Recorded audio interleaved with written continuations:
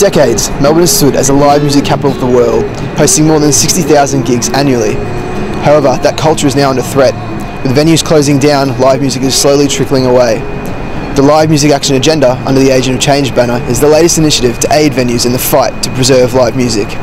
So just how important is live music to Melbourne?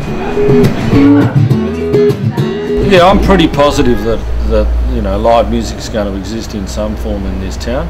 It's a complex issue, and so what me and a few other people have been working on is to make sure that at least the regulatory structure that it exists in understands its problems, and it just basically gets a fair go like any other business. The agenda is split up into 5 key parts.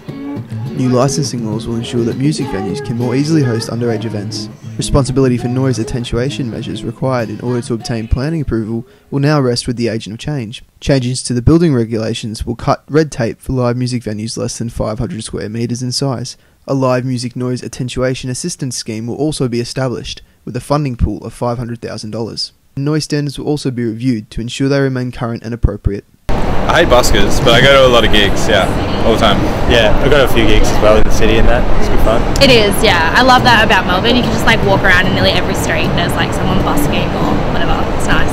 There's so much good music in Melbourne that always gets unearthed, and there's a lot of it that isn't unearthed, so there's just heaps of potential here, I think. Yeah, across all music genres. There's something every night.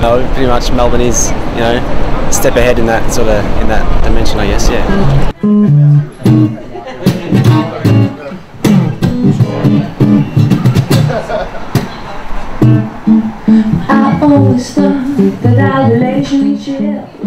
Melbourne has become a capital for music, both internationally and within Australia.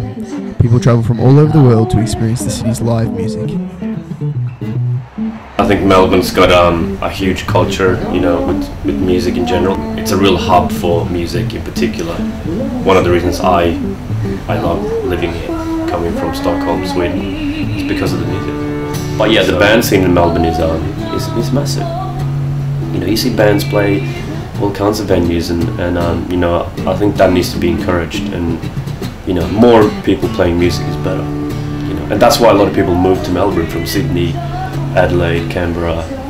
They come to Melbourne because once they visit Melbourne and they're into music, they come here and they go, wow, this place is actually really interesting for me.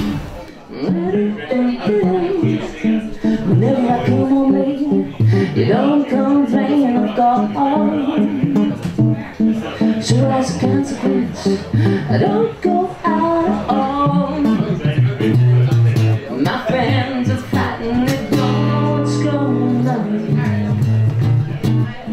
They think it was about me.